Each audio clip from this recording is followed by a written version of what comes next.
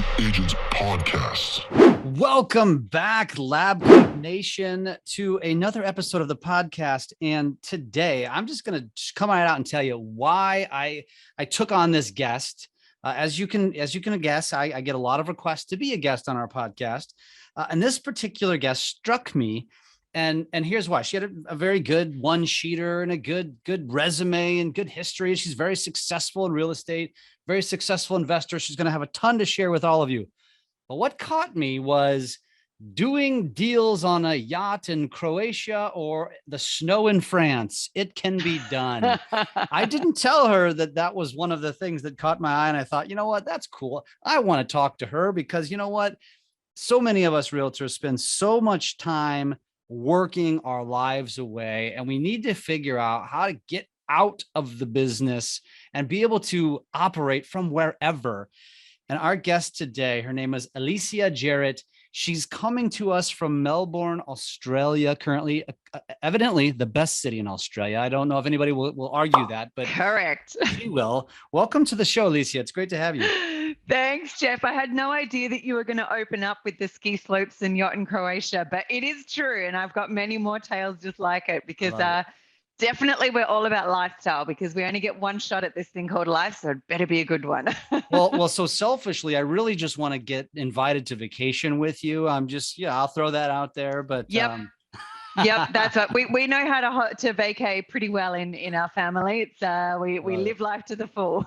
I love it. Well, so obviously, I'm sure our audience probably has not heard of you. You come from the other side of the earth. As I'm interviewing you, it's 4:00 my time on one day, and it's 9 a.m. the next day. So you're talking to me in the past. I'm talking to you in the future. This is in cool. The future. Yeah. Awesome. So tell our audience who you are, where you come from, what kind of led you to where you are today in business. Yeah, sure. So first of all, thanks for having me on, Jeff, and for everybody listening, thank you for your time as well. So my background, I guess my partner Matt and I, we actually had a couple of properties here in Australia, but Australia is quite limited in what you can do in real estate in terms of the strategies you can do, but also access to information, which is why anybody listening that is US based, consider yourselves lucky. You are the land of opportunity, but you are also the land of data being available on anything and everything. So when we started to expand our real estate out, we don't have real estate backgrounds, by the way. So I have a corporate background in leadership, facilitation, executive coaching. I had my own, training practice for more than a decade. My partner, Matt, has a background in technology, IT, transition, transformation, automation. So we're like corporate world. But I guess we very quickly decided a couple of things a few years ago. We sort of got to that stage that's like, all right, we're about to enter our early 40s. We want to live a life that is one we can look back on and go, wow, that's a life I want to live again. But we can't do that when we're tied to a job. We can't do that when we're tied to exchanging our time for money for other people all the time. And we knew that there was opportunities in real estate because we had some real estate here, but we also knew that the real estate opportunity in Australia was limited. And I'm happy to go into those reasons, but we started to look afar. And we went to a couple of different, information sessions online and also in person just to check out different markets and what people were doing. And we came across the US, and this was 5 years ago, Jeff, right when people were doing a lot of fixing and flipping, where HGTV and Chip and Joanna Gaines made it very sexy for everyone to want to get into houses. And we thought, wow, we can do that. So we actually started by fixing and flipping a couple of houses in Florida and loved it. We did great on quite a few deals and found it very easy. But then the market changed. Within a space of a couple of months, we really started to see that getting an off-market property became very difficult because everybody wanted to fix and flip houses. And also keeping contractors became very difficult because there was so many people doing fix and flips that keeping a team in place and having that all happen from the other side of the world was starting to prove pretty challenging. So the last property that we did, Jeff, nearly broke us. We basically broke even, but it took twice as long and there was twice as much stress involved. So Matt and I sat back and thought, okay, well, what other asset class is there? Because our main goal all along, Jeff, our main goal has been, as long as we have a laptop and a phone, we should be able to operate this business from anywhere in the world. And that is still our goal. And we said, so maybe this is still our goal to do real estate in the US, but maybe houses isn't our asset class. So what else can we do? And we actually started looking into land. So we've now had a wholesaling land business where we buy and hold, we subdivide, we do seller financing, we fix and flip. And what I mean by that is we get the land, we fix problems if there's probates, liens, taxes, anything to do with the property to get clear title, and then we resell it again. So we got into land about 4.5 years ago, and we haven't looked back, Jeff. We've now got, because we can do deals from all over the world, we've now got a full-time team of 3 customer service people that manage our land business. So I hardly ever speak to a buyer or a seller anymore. Our land business just ticks over. I'm basically managing the business, speaking with our title companies, speaking with our realtors who are on our team. They're our boots on the ground over there. And that business is going super well. We're absolutely loving it. And in addition to that, I guess because we are on the other side of the world, we really needed to think smarter about how we work less in our business and more on our business. And that led us to really think about our acquisitions model and how we acquire different properties and the different marketing that we do for that. And we built out our own system to be able to do that quite seamlessly. And that, without realizing it, became its own business. So our second business is called Supercharged Offers, and it's a real estate specific marketing business. So we've now got a team of 9 in there as well. And our third business, Jeff, now in the States is all about data, because data drives everything. So here we are, 5 years on. We've got 3 awesome businesses, absolutely loving all the opportunities that we've had that the US has been able to provide us. And apart from COVID, we're still living the life of having a laptop and a phone and doing business anywhere. I love it. I love it. And I know Australia has had its own set of rules as it relates to COVID. So I imagine, you've probably not been on a yacht in Croatia or the ski hills of France recently. No, we haven't. But as soon as we can get on a plane and travel again with ease, because we can get on planes and travel at the moment, but it's too challenging when the country can literally lock its borders down and you're locked out. So we're like, we'll just wait for the world to go back to some kind of normal, but we have got some trips planned here in Australia and we can still travel locally. So we might end up on the ski fields in New South Wales, or we might end up in a winery, which we did a few weeks ago. We took a weekend off and went to a wine region and still took our phones and our laptops. So if anything urgent happened, we could jump on. But yeah, it's all about balance in life these days. And I think the older we're getting, the more that we're starting to realize that we work hard. We really do work hard, but we also want to play hard and enjoy hard, when it comes to vacay. So we dedicate time for that. When I say play hard, it's not mean that we're going out and doing crazy things. Sometimes we do, but it's really about enjoying the time. Yeah. I mean, I think we probably live very parallel lives, both in business and probably even age as well, if I had to guess. But I want to go back before I do want to get back to that, because I actually think that's a topic that we don't talk about enough, which is, just that whole concept of how you even really get there. And I have my own take on it, which I'm happy to share, but I obviously want to get yours. But I want to go back to just because I'm curious and I like to just learn random things sometimes on these podcasts. And that is, you mentioned that investing in Australia is just there's not a lot of opportunity. Why? Yeah. Where do I start? Okay, so I actually went to an auction for a property last night. So one of my family members who lives here in Melbourne, they are currently in another state and had a property that they wanted to go and buy, and they couldn't be here. So I was their proxy to go along an auction for them. This was a house. So we live in inner city Melbourne, where Matt and I are based. This was an hour away in the outer suburbs. It's a 40-year-old 3-bed, 2-bath house. Very nice, simple, but not anything too special. 1.35 million we bought it for. Wow. So in Melbourne, that's how expensive real estate is there. Yeah. So in Melbourne itself, so Melbourne's a city of 4.5 million people. The average, and I'm talking average, I'm not talking the rich areas, I'm not talking anything. The average real estate price is 1.2 million just for a house. Vacant land is rare. So when vacant land opens up, so in the outer areas of places like Melbourne, there's no vacant land in inner areas. What a lot of people do is they buy an old house, knock it down, and that becomes their vacant land. Yeah. So in the US, you can go down a street and there's an infill lot. Like every 5 or 6 houses, there's another infill lot. There's another infill lot. In Australia, that just doesn't exist. So a lot of people, if they want to live in the nice areas, they've got to buy an old property, knock it down, and build something new. So that doubles their cost. So when land becomes released, so they do like land releases here where there might be farmland like an hour outside of the city, and all of a sudden that farmer will decide, I'm done, I'll sell this to a developer and they can subdivide it. People literally camp in tents for days to buy property. And I recently, a couple of years ago, I bought a piece of land. I didn't have to camp overnight because I had an insider that was willing to help me out. But I bought a piece of property and I bought the land, very basic piece of land that you could build a 3-bed, 2-bath on with no backyard. Like a quarter acre, a third of an acre, maybe? Less than that, yeah. It was 0.15. Not big, small. And we squished a house on there and the houses are right next to each other. I paid $320,000 just for that piece of land. And then I had to pay to build a house on it, which was another $200,000. And altogether, I then sold it later and made about $100,000 profit.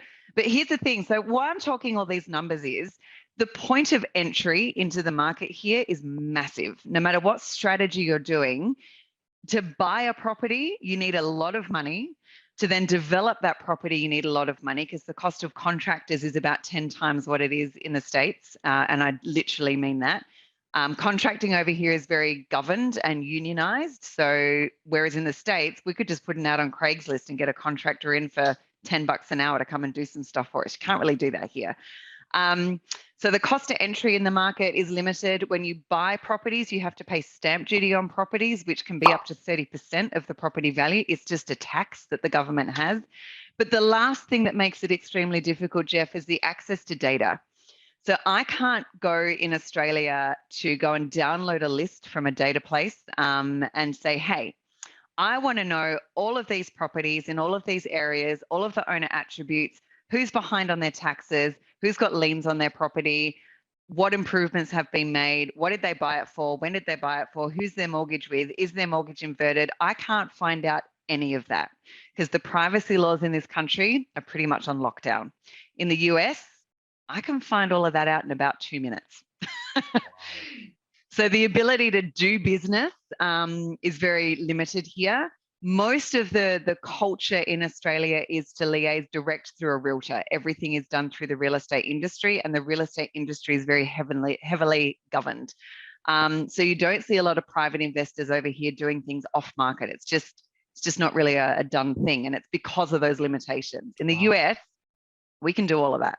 It's truly the land of the free then. Wow, that's it is. That's no why joke. I say it. But I often say when I'm on podcasts, if you're listening and you're in the US and you think doing business is difficult, it ain't. You got the life of freedom over there when it comes to what you can get access to and how you can do business.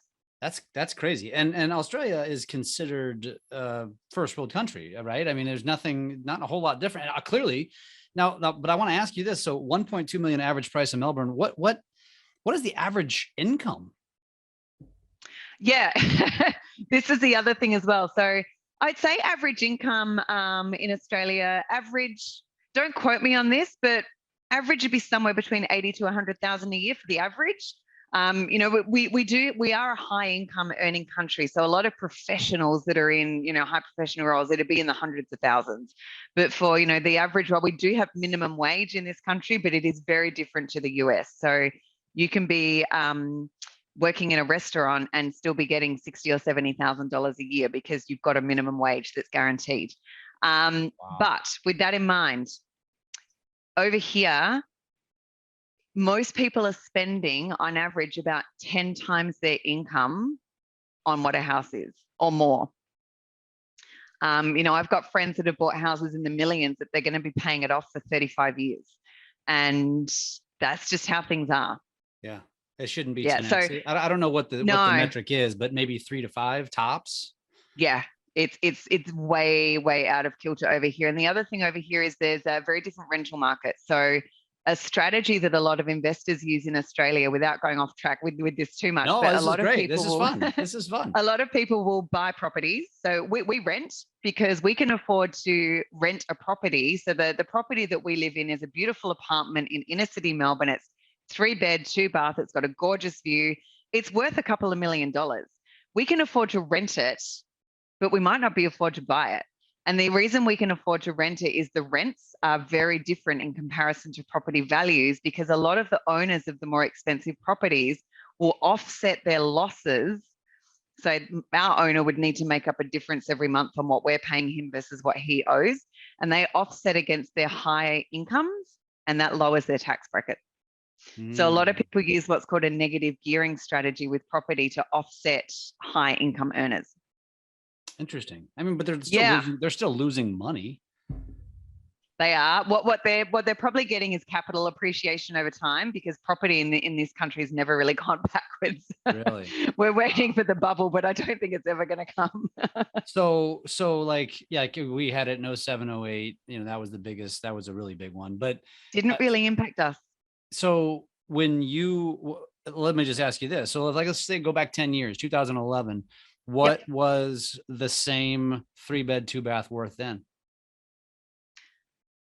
I'd probably say it was only, again, don't quote me on this. I'd need to do some research and look it up, but property prices haven't changed that much. So we've probably noticed, ones like the one I bought yesterday for when I was the proxy, that probably a couple of years ago would have been, 900,000. Wow. So it's gone up a couple of 100,000, but it's because supply and demand is really, everybody's buying properties. No one in Australia has been able to vacay for more than 2 years. So all these rich people that would normally go and spend 6 months in Europe and do all these different things, they got cash to spend. So they're buying up properties left, right, and center. And it's really driven up the average prices over the last year. Wow. I imagine home renovations are also very popular, right? Or have been. Huge. Yeah. Same here.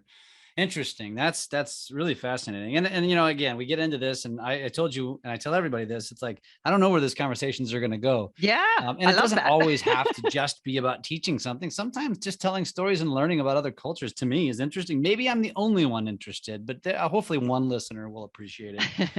I love it. I think that's really, really fascinating. And it, because I think some people will hear that and be like, "Ooh, I'm moving to Melbourne because I can make $100,000 in an entry-level position." Well, it's all relative. And it's like, I live in the Midwest, and, people will be like, I'm moving to, XYZ city, LA, because I can make more money. And I'll be like, yeah. And the property is going to cost you, 10x. Exactly. It's like, exactly. And let me just say, with that one that I did where I made $100,000, it took 7 years, because I bought it in farmland that hadn't even been developed. They were still subdividing it. So roads needed to go in, infrastructure needed to go in. Wow. They were building like 5,000 houses out there. Yeah. So these projects don't happen overnight, but you lock in a price, you lock in the contract, and then you wait. And that's how it works. If you had carry cost on that, it probably would have really impacted your profit. Yeah, if any, really. No carrying costs, which is good. But it's like, these things, you've got to all put it into perspective. I think people get too jazzed by, wow, that's awesome. And then you peel back the layers and go, well, there's work involved, there's time involved, there's different things you've got to consider, and that all weighs it up. So in the US, we've done 6-figure deals that only took a couple of months. Yeah. So yeah. I tell you what, this podcast, if nothing else, this is one of those testimonies where it might make you as an American listener realize, I actually have it pretty damn good here. Yeah. That's cool. And if I can do this from the other side of the world, then don't complain about doing real estate from a different state, because you can do it. Well, so let's talk about, obviously there's that, and you're not the first guest that's talked about that. In fact, there's a lot of real estate investors that, especially in some of the higher market areas, the San Diegos or the Colorado or New York, and they all infiltrate Midwestern cities because you can buy homes for $100,000 or less in some cases. Now, granted, they're not in great areas, but What would you say? And I do, before I forget, I do want to get back to it's at some point, but we'll do that later, to just the whole concept of being on the business, not in the business. Yeah. But before we get there, let's talk about the investing from afar. So, obviously you're on the other side of the earth. So a lot different than San Diego to St. Louis, for example. But, what is it, so take us through those steps. So if I'm listening to this and I'm thinking to myself, all right, I live in a market that there's just not a lot of opportunity for whatever reason. Maybe it's rural, maybe it's a vacation, maybe it's overpriced. Yep. So, but I want to invest, but I need to obviously go where there's opportunity. Where do you start the process? Where do you go? Yep. Okay. So here's the thing, Jeff. Here's the $1 million answer to that. It's no different to if we were in the States or out of the States. The only difference is how we've structured our business to be able to do real estate elsewhere. So the same things apply. We still do our research on growth markets. Where's the buying and selling happening? What's your days on market for the asset class that we're in? Is there enough supply and demand for us to do deals in that area? What's the infrastructure in the area? Is the local county investing in schools and roads and communities? What's the local job rate like, crime rate like what are all these things? We still do all of that to decide where we're going to go and invest. We still run the numbers. And then it's a case of, downloading our data, getting our marketing strategy put together, mailing to that area, doing follow-ups and online retargeting with that area. So we do a combination of online and offline marketing together to our target audience, getting a deal under contract, finding an end user for that deal. In the middle of that, we're working with our sellers to fix any problems on the property that they just simply don't know where to start with, or where, for all your realtors out there listening, I love you to bits. You are absolutely wonderful, but let's face it, realtors don't want to deal with a $10,000, $20,000 piece of land that's got a probate on it. Mm-hmm. They just don't. Right. Whereas we'll go and fix that and still make it a win for the seller and a win for us. So we're doing all of those things, and then we're finding an end user for the property. So we're marketing it out to builders, developers, real estate investors, land bankers, anybody who wants to build a house on it, even if it's commercial land, you want to put a business on it. And we've got all our pipeline management set up to be able to do all of that. So we're not actually running our business any different to anybody in the US. The only things that are slightly different is we are technically classed as an alien. And some people listening might laugh at that because, as you can see, Jeff, I'm not green. I don't have tentacles out everywhere. But the US classes us as an alien, which means we're not a citizen, which means we don't have a social security number. Instead, we have an ITIN, an individual tax identification number. That also limits business-wise some of the things we can do about setting up documents, accounts. Like we can't use a mobile notary, lending, all of that. Yeah, we've got private money lenders that we've worked with, but banks won't look at us. Yeah. Even though we've had a corporation and 5 LLCs there for more than 5 years, they're like, nope, you don't exist. Yeah. So working around that, because there's always a way to work around stuff. I think it's the way that you look at a problem and then go, okay, if we can't do that, what can we do? So doing things like that, doing things like getting documents signed. So we have an awesome realtor on our team that signs all of our documents for us. We just set him up under a corporate resolution, so we don't have to sign stuff here and FedEx it. So we've got all these things in place and our boots on the ground people to help us out. But other than that, the business is essentially no different. That's fascinating. So and that was kind of like a quick 30,000 foot view, start to finish. Yeah. Let's assume here they've never done it before. Is the first step finding the realtor in the market, or are you doing your own research on property availability? Are there certain steps? Like, yeah, give me like a little bit more in depth about how someone, let's just say they were just saying, listen, I know I've been hearing people say I need to be investing in Oklahoma City, Oklahoma, but I don't know where the hell to start, and I'm 2,000 miles away. Yep. So you've actually answered the question there. First thing we ever did was we jumped on the phone to some local realtors. We knew that we wanted to, so we mainly focus in Florida. Florida just keeps on giving, and I love Florida. But we started in Florida and we just jumped on the phone. We did a little bit of research ourselves first around demographic information, city size, amount of properties bought and sold in a time frame period, days on market. So we did some basic research on some cities, not Miami, Stay out of the big cities. They're way too competitive. This is for us doing land, by the way. So for those listening, our asset class is vacant land. So we did some basic research, and then in that same week, we got on the phone with some local realtors and just said, hey, we're overseas. We're going to be investing in land in your areas. We just want to know, well, we've done some research, but what are you noticing? What are some of the counties or specific zip codes in counties where supply is low and demand is high? Or where supply is high and you're starting to see an increase in demand, that now's the time to get in. So tell us what you're noticing. And PS, in exchange for this information, if we get any really awesome deals and we want them on the MLS, we're going to come back to you. So I think stage one, find those partnerships. We've still got realtors in our team. One of them in particular, Michael Cassidy, who works for Keller Williams in Jacksonville, Florida. Call out to Michael. He's been on our team since day one. Wow. We put out a phone call to him, and he was one of the first realtors to call us back that same day. And he said, I'm all ears. What have you got? So our first few houses that we did was with Michael. We've done land. We've done JVs with Michael. He's amazing. So find those partnerships and don't necessarily look at the realtor as just a source of information, because that's all take. It's like, what can you give? What can you put into that partnership that makes it worth their while to speak to you? And so we've now got a few of those people that give us those insights. And those insights are worth gold. The minute you've got a realtor on the other end of the line that says, hey, I know in Orlando that these particular counties around Orlando, currently there's lots of people wanting to build there.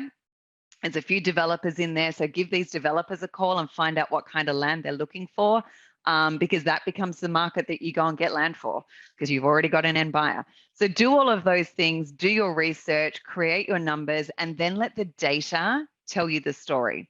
And what I mean by that, Jeff, is two things. Download your data to make sure that based upon the criteria. So let's say we were going for infill lots of 1/4 of an acre up to 10 acres. Like, we're happy to look 10, 15 miles out of the city at some acreage. Lots of acreage is selling at the moment, by the way. So that's our criteria. And we want people that have owned property for more than 10 years, still sitting in the family, no one's done anything. So we pull that data, and we want to make sure that there's enough data for us to do deals. Because if we pull that data and there's only, let's just say 520 people or 520 properties that meet that, that's not enough to go and do marketing and retargeting. And, conversion rates when you're trying to get off market is about, every 1,000 that you reach out to, you might get one property back. If you really know what you're doing and you've got your blind offer strategy down pat, we get one contract for every 500 that we send out. But to test a market, you got to know your numbers.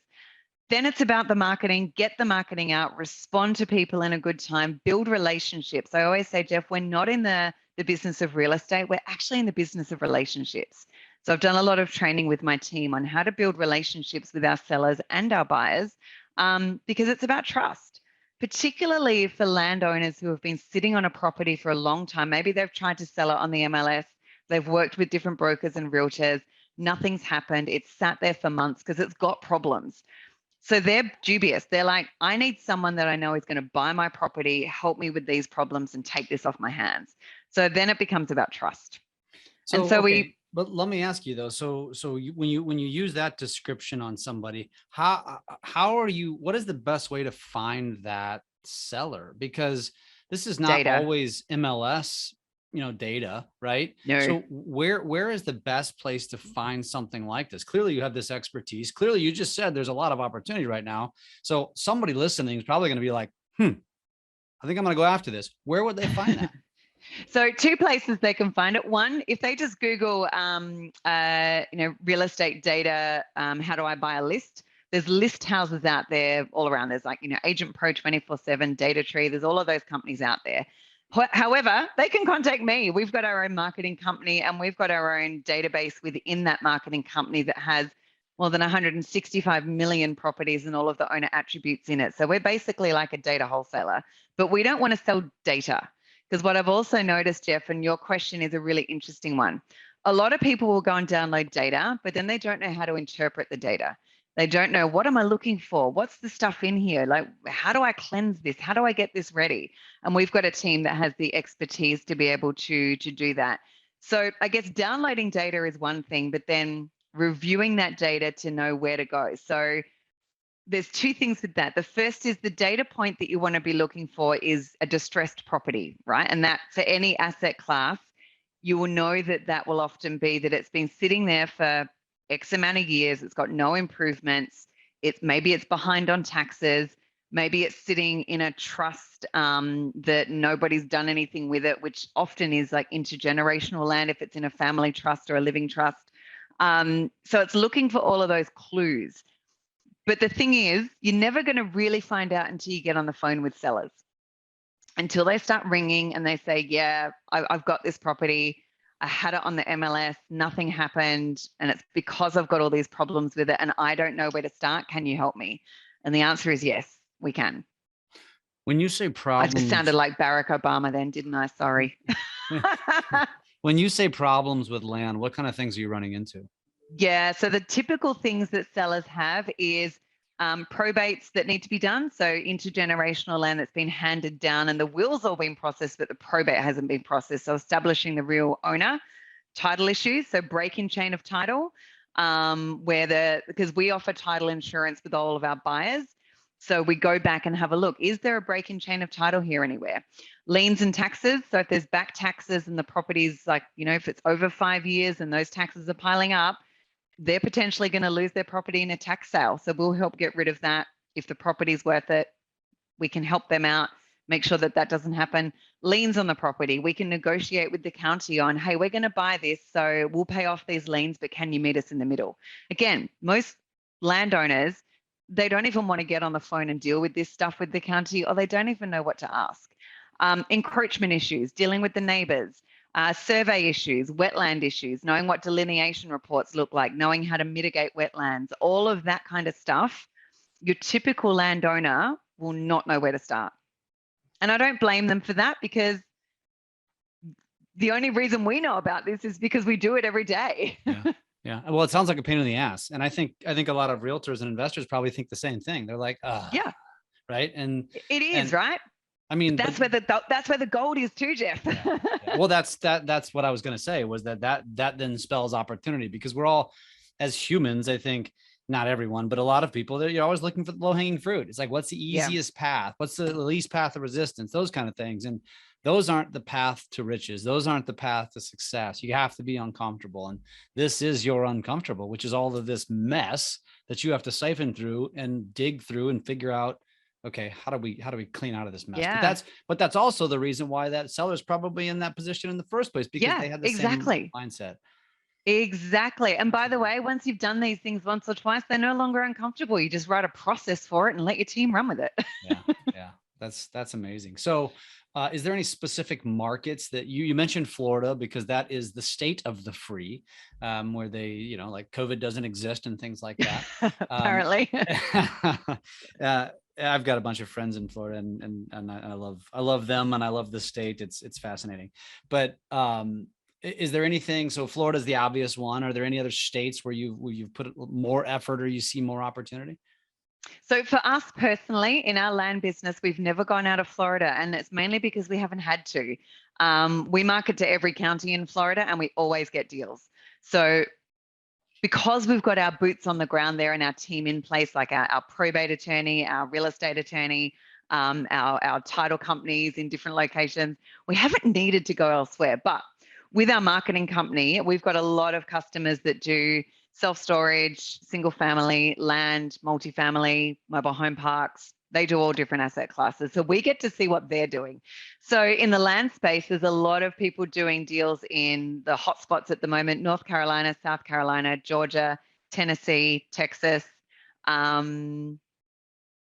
Yeah, they're the hot ones, and Florida. Florida's always hot. Well, lots of people doing deals in those areas, but I do think some of those areas are going to start to top out because the sellers are cluing on that it's becoming a seller's market. So they're noticing the activity and wanting to negotiate more or get more for their properties now. So you're seeing that shift happen in those areas. That's crazy. That's absolutely crazy. So you mentioned that the marketing. That's what I want to ask you. So you market for properties. Talk us through that. What does that look like? when you say I'm marketing? We all understand marketing to sell a property, maybe marketing to self-promote, but marketing to find a property. What does that look like for you? Yep. Yep. So marketing, we break up in our, as a real estate investor, we really break it up into two categories: acquisition and disposition. So acquisition marketing is when we're going out to the owners of properties and saying, hey, Jeff, we can see that you've been sitting on your vacant land for more than a year. You may have some issues with that land, but here's what my team does. We'd love to know if you'd love to sell that land to us. Here's an offer attached, if we know that area well, or give my team a call. We're more than happy to look at the aspects of your property, talk with you about what your needs are, and let's see, you know, if you're willing to sell it, we'll take it off your hands. That's in a letter. So it's very personal. It's very just to the point. We know you've got land. We found your details on the public records. If you want to sell your land, here's what we do. So we send a letter. We also, in some cases, will do an SMS follow-up. So we, in our marketing system, our acquisitions marketing system, we can tell when our sellers have received their letter and their offer, and then we can skip trace and send an SMS. For those people listening that are currently freaking out going, SMS, oh, that's dangerous. We're not soliciting to sell anything. That's technically the law around solicitation. You're marketing to someone without their consent to sell. What we are saying on our SMS, Jeff, because marketing is all about the number of touch points you can have to build that relationship. We're saying, hey, Jeff, we can see that USPS has sent our letter to you this week about your vacant land. We'd love to know if you've got any questions about our letter, or if you'd like to sell, give us a call. It's very passive. Yeah. We're also at the same time, Jeff, whoever we are mailing to, we're also targeting them online with ads. So we're doing Google ads, Instagram and Facebook ads. So the list, you can find out anything about anyone these days online. Most people have an online thumbprint of some point. Even my parents who are in their late 70s, they've got Google accounts, Facebook accounts, they're on Instagram. Not everybody is, but so we try and find out, where do these people live in an online world? And at the same time that we're doing direct mail, we're also pushing ads to them out online. And then if anybody clicks on the ad on their page, on their Facebook, they then go into a retargeting campaign where we're continually pushing ads out to them. So it's a combination from an acquisitions perspective, Jeff, of online and offline working together to create a customer experience. Because these days, we're dealing with sellers who are in their 90s. Our youngest seller has been 19. He was at college in California. He inherited a property in Florida, had no idea it was in the family. He found us online through an ad and did everything virtually. So you need to make sure that your marketing system is set up to cater for the young, the old, and everything in between. Because it's not about marketing, and I want people to hear this really when they're listening here. Marketing is not about telling people how to do business through how I want to do business. It's giving people the opportunity to do business with us in the way that they want to do business. Do they want to call? Do they want to email? Do they want to deal with us virtually? Do they want to deal with us on snail mail? You know, you've got to be willing to work with your sellers in the way that they want to interact. And that's what acquisitions marketing is all about. That's fascinating. And your marketing company, Supercharged Offers, that does, what does that do? All of that. Really? Everything I just mentioned, it does all of that and more. We haven't got time to go through all of it, but let me say it's like a business in a box. We're basically setting up real estate investors. We can also do it for realtors. We can do it for anything to do with real estate, where we're setting up your acquisitions process, systems, marketing, online, offline, everything, so that your leads are being nurtured and managed. And as soon as that lead calls you or emails you and says, hey, I'm willing to sell, you take it over from there. And you said, what was the stat? You said one in 500? Yeah, so for people who know their areas really, really well, and they know what offers they should be sending, conversion rate is about, if you're sending out actual offers, it's about one in 4 to 500. So about a 2.25% conversion rate. For people sending out neutral letters, it tends to be about a 5 to an 8% response rate to your neutral letters. And that's just a letter where I say, hey, Jeff, I see you've got land. If you're interested in selling, call me. So the response rate to that tends to be somewhere around the 5% average. But then you've got to run your numbers, send out an offer, and then convert that lead to hopefully a contract. And again, that tends to be about the 0.25 to the 1% by that stage, because you've already nurtured them. Yeah. So I would assume that this has nothing to do with necessarily sales conversion and more just about timing. And therefore, that's why the quantity is necessary. And I want to say this too, because as a realtor who might be listening to this, a lot of you realtors, you may not be interested in the strategy, but you might have investors that are. And that's another way to think about this is like you've got people that are investing, maybe they're frustrated because there's a lack of the last opportunity right now, and things are overpriced. Like, imagine the hero that you would be if you told your investor, hey, listen to this podcast, check this out, go to check out Supercharged Offers, go check out actually which platform would you send them to if that was the case for someone. Yeah, so just go to superchargedoffers.com. You can download, we've got a free ebook on there about online and offline marketing working together. We've also got a free business growth plan on there for real estate investors. A lot of real estate investors are great at doing the deal, but they're not so good at writing their business strategy and plan. So we've put that together on there for them too. Or they can just literally get in touch with me direct. So Alicia, which is ALICIA at superchargedoffers.com. Or give my team a call. I'll give you the number. So we've just actually changed over the phone number. So let me give that to you as well, Jeff. And you can put this in the podcast too. So we're 888-538-5478. Any of those mediums, they can come through to me. And what I do, Jeff, is I actually jump on a call. I run sales calls all the time where I'm walking people through our entire system because they're going to go to our website and go, there's lots on here.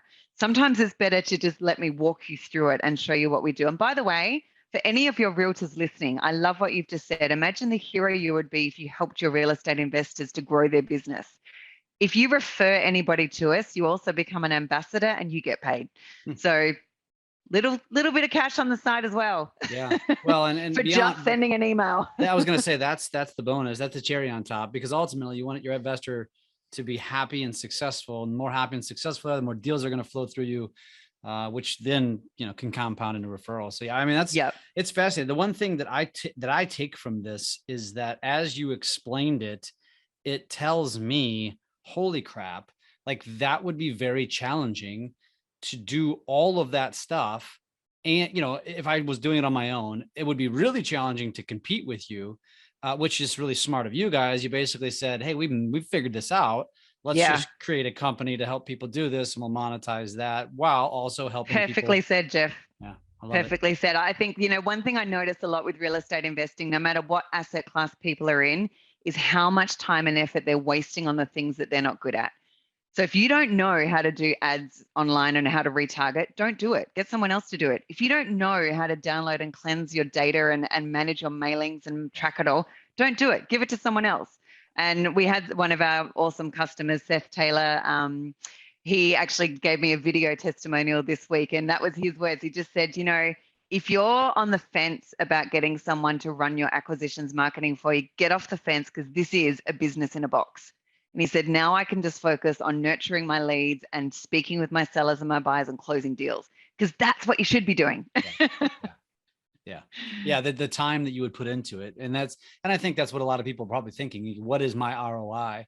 Which is impossible to probably, obviously, to give a number, because it depends on how successful you are with what you end up purchasing. But you're probably not going to have those opportunities if you don't have this quote unquote business in a box. So yeah, that's really fascinating. So, what, in closing, what's on the horizon for you guys? Is your passion kind of flowing into the marketing piece, or will your passion always remain the investor? Like, where's the future? It's actually in both. So we never have just one thing going. We're the kind of couple that always has a couple of different projects on the go. So we're currently investigating doing forced depreciation on some of our properties, which is subdividing them and working with a team on that. We're also marketing out to potential properties that we can do forced depreciation on. So again, we're using data to help drive where we're doing that. We're still doing all of our other land deals because we've got an active buyer network that wants deals in certain areas. With the marketing company, I literally had another team member start this week. So we're now a team of 10. We're growing that. We want to actually branch that out into not just real estate investors, but realtors, contractors, roofers, people that do HVAC, because anyone that does anything to do with a property you have an end user of your services, and there's always data that helps you drive that business. And we've got all that data. So we want to branch that out into different, not just asset classes, but people and groups. Yeah. So that's the plan for supercharged offers. And the third thing that we're doing as well, Jeff, is because we're a data-driven business, we're actually using that data to build out some apps that make it very easy for real estate investors to do some of the functions that they need to do. So I won't say any more on that because there's more coming. It's very exciting. So best place to, you mentioned the email, you mentioned the phone number, you mentioned the website. What's the best place to go learn more? Is it that website? Are you guys on social? Where can they find you? Yep. So they can go to social. So we're on Facebook as well. So just Supercharged Offers on Facebook, or just the website. Here's the thing. I think this is like any business, right? We do so much for our customers that we haven't really focused on our own marketing so much. And the main reason for that, Jeff, is we are very blessed that the majority of customers that we deal with are all referrals, because our customers have such a good experience with us that they just refer people on. Yeah. So we're now working with, over 50 real estate investors, and that's growing every week. So in the new year, we're actually going to be launching some YouTube ads, some Facebook ads where I'm doing some videos and running some online webinars. So watch out for that, because there's some new marketing channels that we're opening up for ourselves, which is really exciting. Yeah. So, but main place to find us is on the website, on Facebook, or just email me direct. Say the website one more time. Superchargedoffers.com. Awesome. Last question. When it becomes easy to travel again, where is the first place that you want to go? So the first place that we should go is back to the US to see all of our wonderful friends and business partners. Florida, right? But yeah, we've got business partners in Colorado, San Antonio, Texas, and Chicago. So we do need to go there. But pre-COVID, we were spending about half of the year in the States until COVID hit. So we'd go over for a few months, we'd come back, but haven't been able to do that. But one place I'm dying to go back to is Italy, because I adore Italy, and I've been dreaming of sitting in a piazza, having an afternoon spritzer, having a beautiful bowl of pasta and watching the world go by. So I think it might be Italy. And then maybe en route to the US. What city in Italy? Milan. We love Milan. We've been to Milan a few times, but I equally love Spain, which is right next door. And we've now got really good friends that live in Madrid, and I've been to Madrid a few times, and it's fabulous. And we've also got friends that are now living in Thessaloniki in Greece, and they're like, come on over, we're really good over here. So Europe is wonderful, and I love Europe, but our heart's also in the US as well. So we'll have to see if it maybe is a round the world ticket. Your heart's in Europe, but your pocketbook is in the US. Well said. I love it. Alicia, thank you so much. This has been a lot of fun. It's been fascinating. And I'm glad to now finally say confidently, I have a friend in Melbourne. And, if I ever make it over there, you better believe I'm going to be looking. Look me up, Jeff. We've got loads of fabulous places to here to eat and drink and enjoy life. So, yep. Awesome. Sounds good. Thanks so much for having me on. Thank you.